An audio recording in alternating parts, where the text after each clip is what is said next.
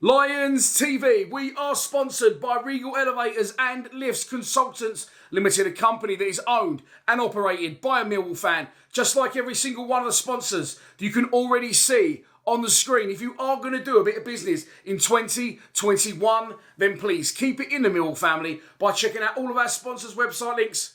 Where are they? You know where they are. They're in the description below. This is your post-match analysis video for yesterday's 1-1 draw against Wayne Rooney's Derby County at the Den. Let's have a butchers. Okay, so first thing is first. The team lineup yesterday. He named the team. I put what I think the formation is out on social media, and people were saying to me, "You've lost the plot, you're mental. What are you on about? What are you talking about?" That is not the formation. And it turns out I've just watched the 4-minute interview on the club's official Twitter feed with Gary Rowett, and I was absolutely spot on with the team I put up. Here it is, and I'll explain how I know afterwards.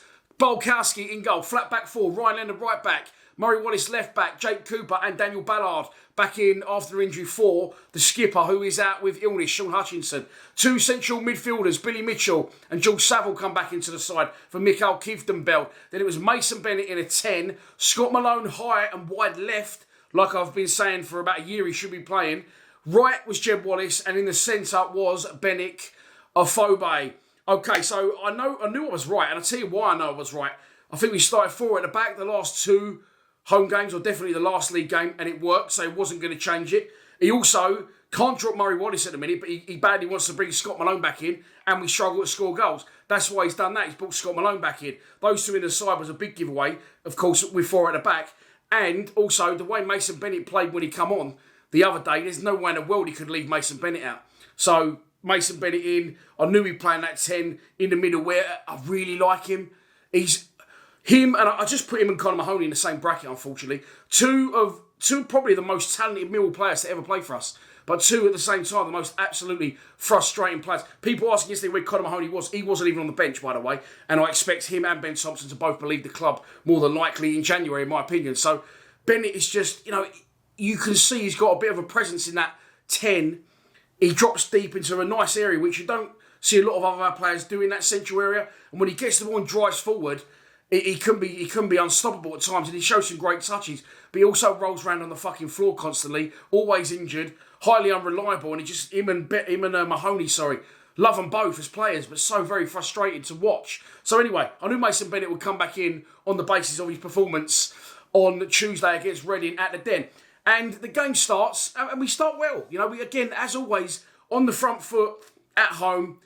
And I've just popped into my head, so I'm going to say it. The first chance of note I remember, Jeb Wallace down the left, cuts it back. Benik Afobe, I love Benik Afobe. I love his work rate, but he's not that clinical, is he? He's not that ruthless in front of goal, unfortunately. However, he keeps plugging away. And he will get his goals at some points, but not the out-and-out clinical striker that we need, really. So he sort of, instead of hitting it first time, he tries to control it and sort of stands on the ball, slips over. Someone was coming in behind to try and get a shot on goal, and that peters out. Then we have 2 corners in quick succession. The corners have gone massively off the boil.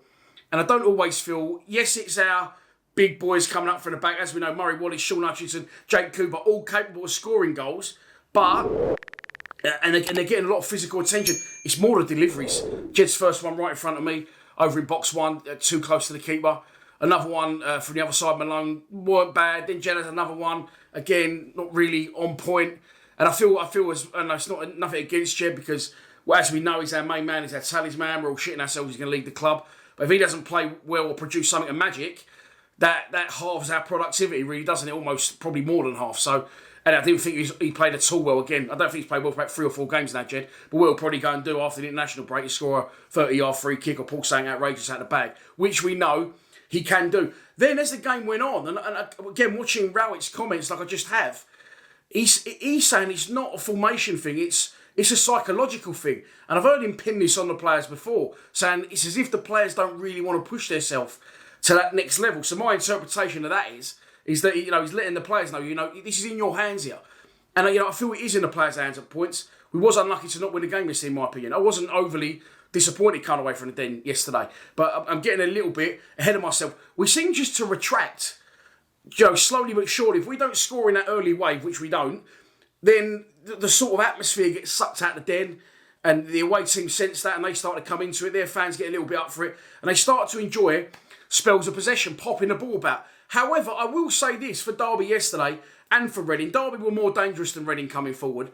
But teams have a lot of possession in the wrong areas. And I know all football teams like to do this across the ball now, but as much possession as Reading had at points in the first half and as much as Derby had at points in the first half, our keeper really has to make a save. And I think at times, you can let teams have it there. Let them have it. They're not hurting us. If they try and hurt us, then we'll defend what we need to. So, yeah, it's just a strange way that the first halves always seem to go in a similar pattern. And I'm going to say this as well, like the atmosphere, like Chitty said it, and he's spot on it. It's very hard to get excited at the Den. It isn't what it once was at the Den pre-COVID. I mean, I've heard Wayne Rooney, you're a for about 2 seconds yesterday. I had some great songs lined up, which I won't say because it's a family show. But, I mean, you'd expect Wayne Rooney to come here and get absolutely terrorised, wouldn't you, for 90 minutes, and it just didn't happen. And we just don't really seem to get up for it, you know. Club's Memorial Day was a special day, and shout out to the fantastic people who do great work for the armed forces. But, you know, it's just something missing. And that's not a criticism, that's just an observation. So as the half goes on, Derby press, and eventually they get the breakthrough. And they was doing this thing at the back where their centre-half was on one point of the 6-yard box, another centre-half on the other point of the 6-yard box, the goalkeeper in the middle, and the one on the left taking the goal kicks, knocking it 3 yards to the goalkeeper. I don't understand why teams do this. It's massively over the top for me. It's massively over the top, all this overplaying. And we get caught trying to overplay between Daniel Ballard, who I thought, by the way, was absolutely outstanding yesterday. And I know there's interest in him. Hopefully we can try and buy him permanently. I know Gary Rowett wants to buy him, but I just worried that, you know, we could get gazumped elsewhere, as always happens. Chris Wood, Darren Huckabee, but he was sensational yesterday, but I just want to mention that before I forget. And that diving header he done in the second half, I don't know how he got his body down there and his head wrapped around it to head it away. But in this instance, he plays it to Cooper, and as it's happening, I'm going, no, stop, get rid of it. Cooper gets, he just stumbles on the ball. Caught in possession. It's 3 against 1. Billy Mitchell comes flying back trying to stop it to help Jake Cooper out. But 2 quick passes and it's slotted past Bulkowski. And we are 1-0 down. Now at that point, I'm absolutely positive there would have been boos ringing around the den. Again, I do not agree with booing the club. I don't get it. It's not for me. I've said this before. I've seen a lot of talk about it on Twitter. People saying, get a grip. We're not fucking Barcelona. And I you know, look, each to their own. I'm not here to say it's right or it's wrong. Like when you don't agree with what I say. I'm not saying I'm right or wrong all the time with my opinions, but they are my opinions, and that's just the way I see things. I don't agree with the booing, and we definitely would have got booed off at half-time if we hadn't have done something that we need to do, a lot more balls. I think it's just a bounce header off Daniel Ballard, massive header, goes down pitch. Jed was in the right place at the right time, picks it up, turns, direct, straight away, runs, quickly moves the ball to Malone. Malone quickly moves the ball at his feet. And a fucking fantastic strike. Good to see him giving it to the Derby fans as well. Of course, his old club. But we don't do that enough. So many times we have the ball, you know, and we move it up the pitch and then we move it back and back and back. And that's all well and good. But we're not good enough to do that. We're not a good enough side to be doing 30, 40 passes left to right, up and down, and then trying to produce something magic. We need to be a little bit more direct. And I did see, I think it could have been on social, it could have been Gary Rowett, a little bit of chaos at the Den. I think it could have been Axel Millwall, actually. Shout out to Nick, fantastic show as always. You know, a little bit of chaos in that first 45, second 45, that's what we need. Just a little bit more, just a bit of chaotic, a bit more noise from the crowd. All this tap, tap, tap passing, it isn't for us, it won't pay off. We haven't got the players to do it. You know, a lot of clubs haven't got the players to do it. It's nothing against our players. So Scott Malone equalises right on half time, and that obviously gives the crowd a lift, and we're not booed off, and rightly so. So, second half, again, it's the same thing. The second half you sense, we don't start as well, but you just sense that it's coming. And again, as Pete said in his fan camp, it's fucking, we've come a long way as a club. You know, I moan, you moan, some of you don't moan. But it's just testament how far we've come as a club. And I always point to it, Southend in non-league, who was competing against not too long ago. Walsall down in League 2. I think Bradford, League 2. You know, all these clubs, we was playing in the playoffs and competing against Bury, gone out of business. So we are moving in the right direction. However, as again, I'll point back to what Chitty said, it's just hard to get excited at the Den. And again, I'll say that isn't a criticism, that's an observation. It just, you know, you just sense something's missing for me. I just feel something's missing. Definitely a centre forward's missing, but other than that, you know, I sense something's missing. But anyway, moving into the second half, we don't start as well in the second half, and obviously with everyone downstairs enjoying Angelo Peretti down in the concourse, lukewarm in a plastic cup, you don't get the crowd really back up. No one comes up till about 10 minutes into the second half. Then it starts to build, and you just sense that the longer it goes, the more chance we're likely, and you get the sense, I mean, like Pete said in his fan cam as well, you know, it shows how far we've come when Derby are celebrating like they've won the World Cup. You know, teams like Reading and Derby are coming to the Den. Okay, Derby had 10 men, but they're sitting and they're consolidating. They're happy with getting out South Bermondsey to a point. So you can see the progression is definitely there. And like I said, we're doing well under Rowett. You can't argue with the stats. You know, I said I don't want him to go. I don't want him to go, but he's not going to go. I just want him to be a little bit more exciting.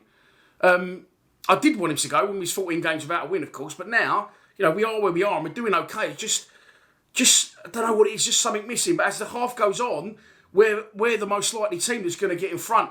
Derby, of course, then go down to 10 with Mason Bennett. Lovely little clip over the top. He knew what was happening. Gets taken down. And I see on the replay this morning, on the highlights, he's going to the refs. That's the second one. And he gets sent off. And one of the other teammates who must have used to play with Bennett goes, "Fuck off, Mason."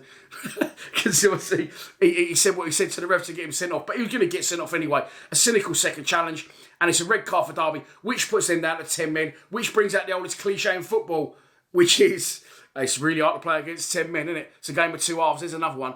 And it is difficult to play against 10 men. So we struggle to score against 11. And with them losing a player, that will, of course, make them even more happy with a point and make them defend even more, which they did. And I said it in full time yesterday, we huffed and puffed and we didn't have any chances.